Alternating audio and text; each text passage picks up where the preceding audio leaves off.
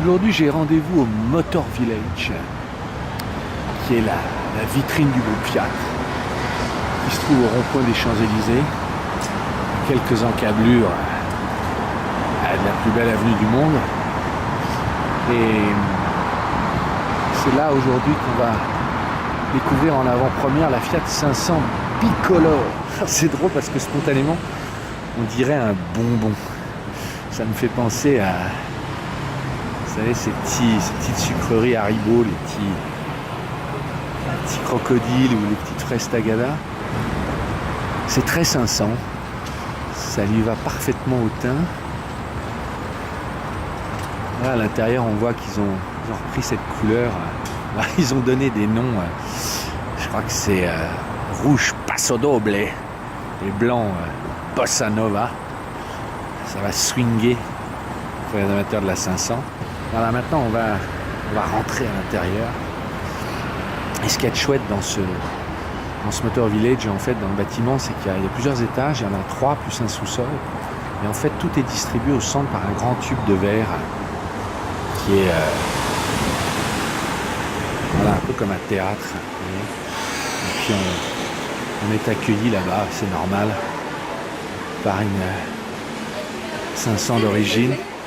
L'un des points forts du Motor Village, c'est le bar, avec les vrais cappuccinos. Hello, Mr. Iseo. Bonjour. Et Olivier qui est à droite, vous êtes Monsieur Fiat 500, alors si je comprends bien. C'est une lourde responsabilité, alors. C'est une responsabilité, ouais. Alors, j'ai cru, j'ai vu dans le dehors la petite Fiat 500 bicolore. C'est une première sur la 500 d'avoir des couleurs bicolores dans l'histoire de la 500. Ouais, c'est une première. C'est une première. Même dans la longue histoire de Fiat 500, des modèles originaux, ça n'est jamais arrivé. Alors, on peut voir le côté bicolore avec les capotes. Ouais. Mais sur la berline comme ça, c'est la première fois qu'on décline deux coloris sur la carrosserie. Ouais, c'est très exclusif.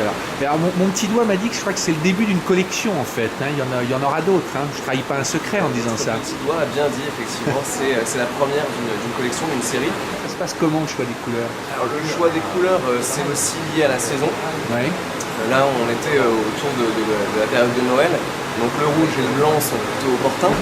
Et c'est pour ça qu'on est parti sur ces coloris-là. Et effectivement, après, c'est lié aussi aux affinités des gens à ces coloris qui se prêtent parfaitement à la 500. C'est compliqué à faire une double peinture, ça se passe comment? Alors en fait, oui, c'est assez technique.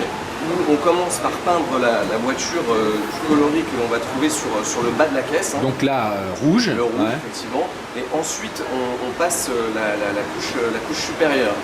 Donc effectivement, on repasse entre guillemets. On repasse. Voilà, d'accord. C'est l'effet qui se coule. Enfin, ça, je peux pas dire ça, mais ça sera en édition limitée ou ça sera au catalogue à vie ou vous voulez en vendre un certain nombre? Enfin, il faut se précipiter si on la veut ou...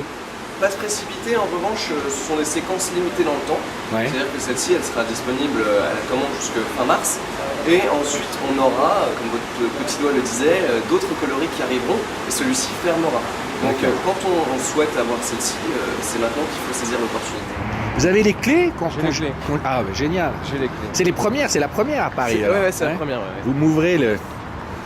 Est-ce que c'est toujours aussi bonbon devant?